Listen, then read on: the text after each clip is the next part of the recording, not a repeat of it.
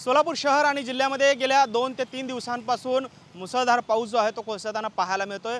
सोलापूर ग्रामीण भागामध्ये विशेषतः ओढे नाले असतील, त्याचबरोबरीने जी छोटी धरणं आहेत ती पूर्ण क्षमतेने भरल्याचं देखील पाहायला मिळालेलं आहे।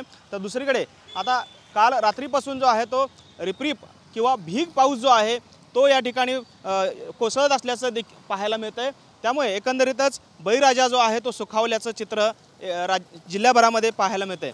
खरं तर सोलापूर शहर आणि जिल्ह्यामध्ये 3,15,000 हेक्टर क्षेत्रावरती खरीप पिकांची लागवड जी आहे त्या ठिकाणी झालेली आपल्याला नोंद पाहायला मिळते। तर दुसरीकडे यामध्ये खरीप पिकामध्ये विशेषतः मका, सोयाबीन, उडीद या पिकांना प्राधान्याने पेरणी झाल्याचं देखील एकंदरीतच माहिती समोर आलेली होती।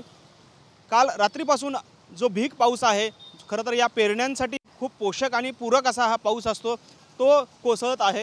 त्यामुळे एकंदरीतच बळीराजा देखील त्याची जी चिंता होती दुबार पेरणीची ती आता हटल्याचं देखील एकंदरीत चित्र आहे। खरं तर गेल्या 12 ते 13 तासापासून भीग पाऊस जो आहे तो सोलापूर जिल्ह्यामध्ये या ठिकाणी पाहायला मिळतोय आणि दुसरीकडे शहरामध्ये देखील या पावसाचं आगमन झालेलं आहे। त्यामुळे नोकरदार वर्ग जरी आज सुट्टी असली तरी उर्वरित जे लोक आहेत ते मात्र घरावर पडून काम करताना आपल्याला पाहायला मिळत आहेत।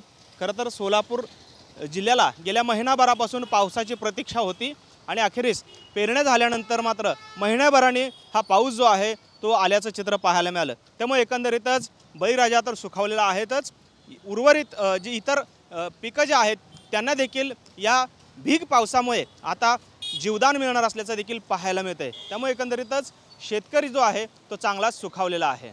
कॅमेरामन विनोद उमनाबादकरसह सागर सुरवसे, TV9 मराठी, सोलापूर।